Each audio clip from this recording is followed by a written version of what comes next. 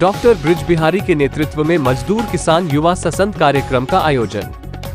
सीतापुर सिधोई भारतीय किसान मजदूर यूनियन दशहरी के राष्ट्रीय अध्यक्ष मनीष यादव ने सिधोई में आयोजित कार्यक्रम मजदूर किसान युवा संसद कार्यक्रम में शिरकत करते हुए भूमिहीन किसानों को उनके जीवन यापन के लिए किसानों को जमीन का पट्टा दे सरकार, जिससे उनके जीवन में समृद्धि आए। सरकार लोगों को 5 किलो राशन देकर उनको अपाहिज बनाना चाहती है।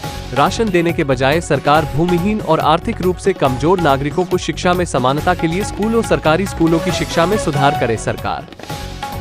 सारे सताए गए, मारे गए, कुचले गए लोग लामबंद हो जाए, इकट्ठा हो जाए, बहुजन बना ले, तो हम खेत खलिहान से लेकर तकलीफ राजपाट ये अपने हाथ में प्रधानी से लेके प्रधानमंत्री तक अपना खुद कब्जा हो सकता है।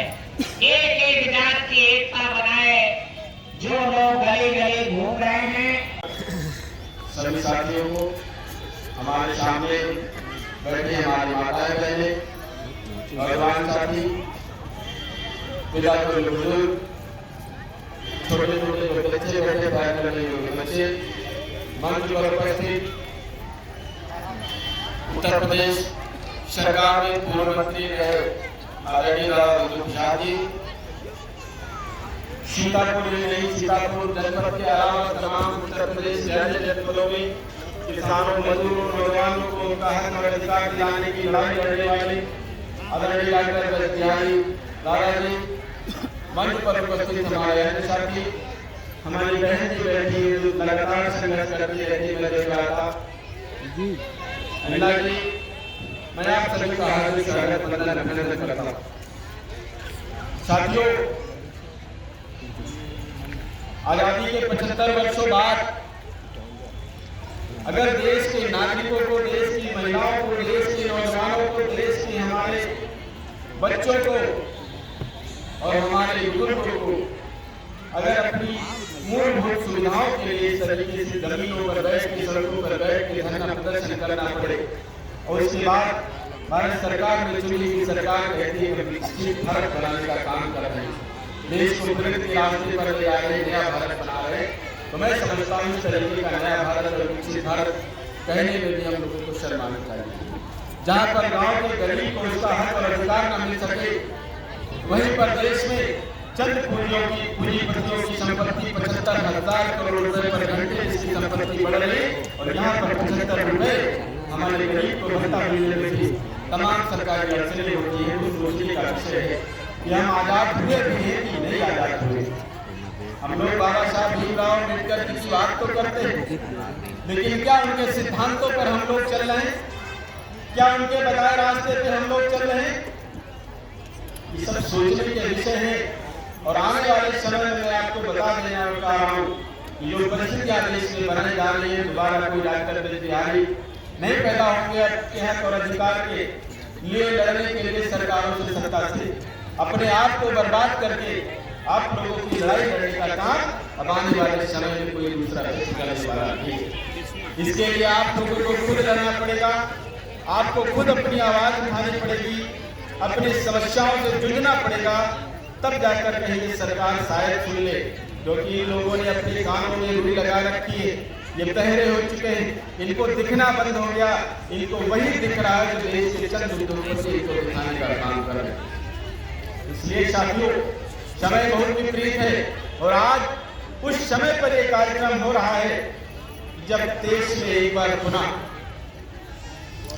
चुनाव का समय आने वाला है। 10 दिन बाद पूरे भारत में आचार संहिता लागू हो जाएगी, और आपके अंगूठे की ताकत से देश में पुनः नई सरकार बनने का काम होगा।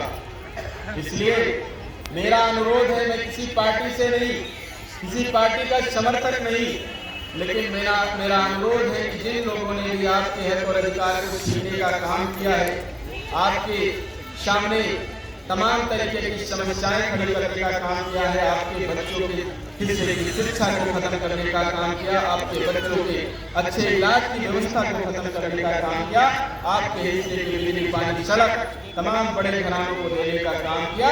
बदला लेने का समय है, उनसे आने वाले चुनाव में आपको बदला लेना है। मैं कल देख रहा था, देश का एक प्रधानमंत्री जिसकी जिम्मेदारी है कि देश के एक एक गरीब को, मजदूर को उसका हक और अधिकार देने का काम उसको करना चाहिए। वह व्यक्ति करोड़ों रुपए खर्च करके देश के समुद्र में एक बहुत पहले कोई चीज उसको देखने का काम कर रहा हो। अभी रेड कार्पेट पे आप समझ सकते हैं, जो व्यक्ति समुद्र के अंदर रेड कार्पेट बिछाकर पूजा करने जा रहा है, एक दिन में मेरे समझ से कम 100 करोड़ रुपए उस प्रोजेक्ट में खर्चा हुआ उनकी व्यक्तिगत। मैं समझना चाहता हूँ, क्या ये प्रधानमंत्री ना होते तो क्या मोदी जी उस जगह जा सकते थे? वहां दर्शन करने नहीं जा सकते थे। और ये जो पैसा खर्च कर रहे हैं, आपके हिस्से का पैसा है जिसको अयासी और गलत तरीके से खर्चा किया जा रहा है। इसी की लड़ाई हमको लड़नी है कि हमारे हिस्से का हक और अधिकार हमको मिलना चाहिए। 130 लोग हमारे हिस्से की जमीन हमको मिलना चाहिए।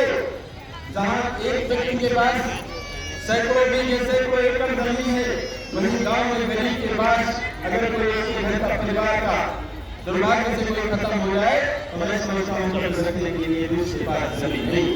ये जो समानता की दूरी है, संविधान में जब सबको बराबरी का दर्जा मिला है तो इतनी बड़ी खाई हम लोगों के बीच में क्यों हो गई है? एक व्यक्ति जमीन पर रह रहा है और एक व्यक्ति किसी समाज का जाकर वहां पर प्रधानमंत्री बनता है और जो आया तो की बातदार बन गए, लेकिन वहां पर आपके हिस्से के हक और अधिकार को 5 किलो राशन देकर बाकी सारी मूलभूत समस्याओं को आपसे छीनने का काम कर रहा, देश के चंद बड़े लोगों को छीनने का काम कर रहा। इसलिए मेरी माताओं बहनों, ये समय है परिवर्तन का, जागने का, अपने हक और हिस्से की लड़ाई लड़ने का। आप लोग यहाँ से जाने के बाद एक घरों में जाकर लोगों को समझाने का काम करेंगे कि अपने हक और अधिकार के लिए किस तरीके से लड़ना है। कार्यक्रम में आया था, आप लोगों की बड़ी संख्या थी, यहाँ पर भी बड़ी संख्या है, क्योंकि देश को बदलने में आधी आबादी की बड़ी भूमिका है, क्योंकि 50%, 49%, 49% आपकी हिस्सेदारी है। जिधर आप लोगों ने सहमति दे दी, जिन लोगों ने भी जिसको भी आगे बढ़ाने का काम आप लोगों ने कर लिया, मैं समझता हूँ उसका कल्याण हो जाएगा। और जब उसका कल्याण होगा तो देश का भी कल्याण होना निश्चित है। बिना आधी आबादी के कोई भी लड़ाई हम लोग नहीं सकते। मैंने आप लोग में यहाँ भाषण देने मैं सिर्फ आता हूँ, मुझे बहुत अच्छा लगता है कि तमाम गाँव के लोगों से मुलाकात होती है, आप लोगों का आशीर्वाद मिलता है। और जब दादा का आदेश होता है तो मैं इनके आदेश को काट नहीं सकता हूँ, इसलिए मैं यहाँ आया।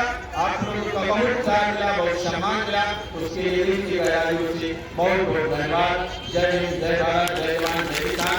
आदरणीय बिहारी सारा जिंदाबाद, दत्तू प्रसाद जिंदाबाद, हमारी माताएं जिंदाबाद। जय जवान, जय किसान।